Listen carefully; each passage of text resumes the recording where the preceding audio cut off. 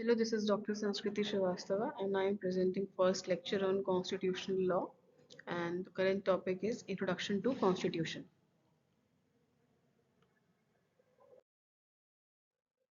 So basically, purpose of a state earlier was not welfare of people.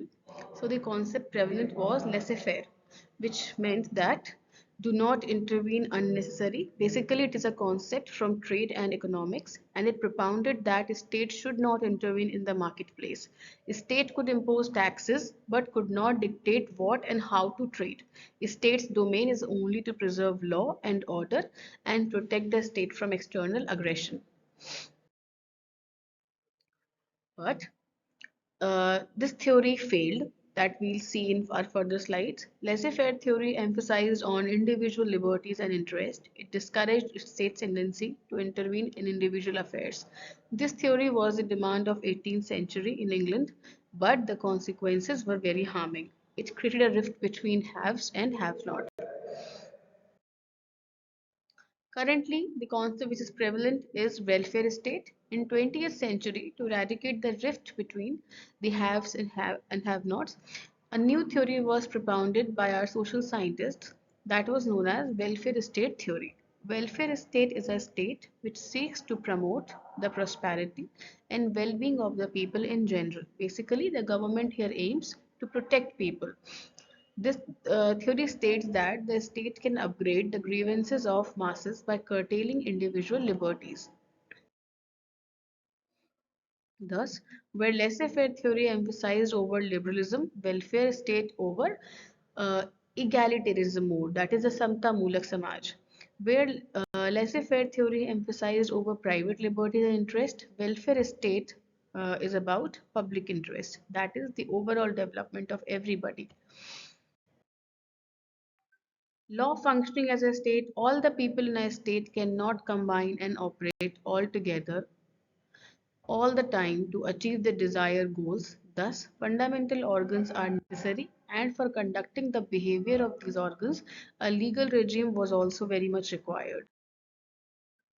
So, here comes the three basic organs of a state, also known as constitutional trio, that is judiciary, which interprets law, executive, which formulates policies and executes law, and legislature, which enact laws.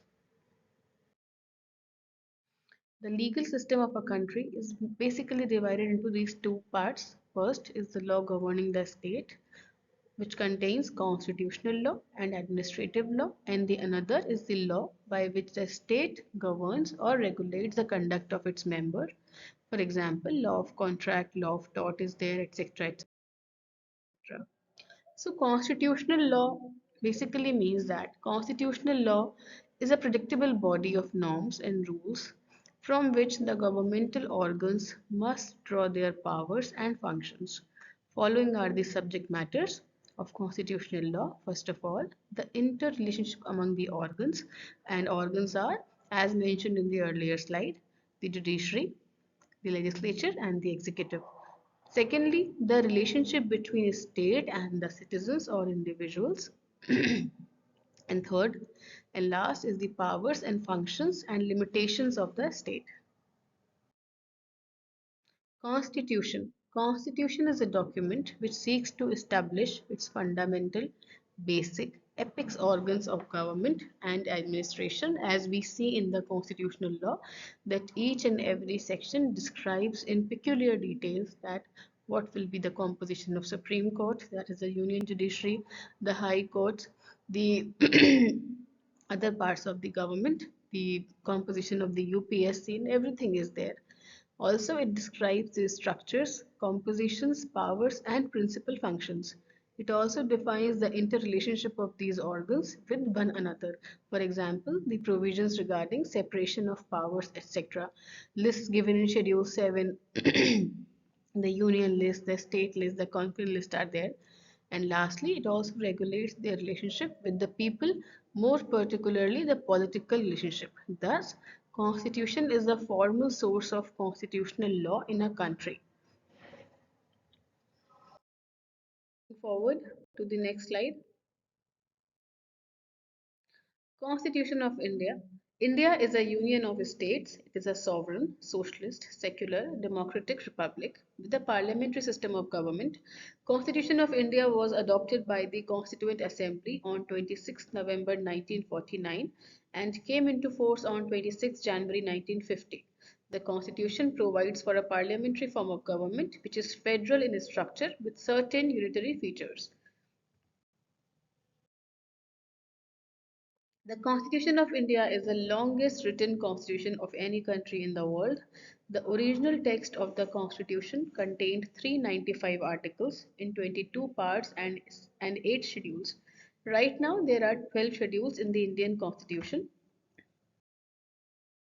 Currently, there are 448 articles in the Indian Constitution. Originally, 395 articles were there.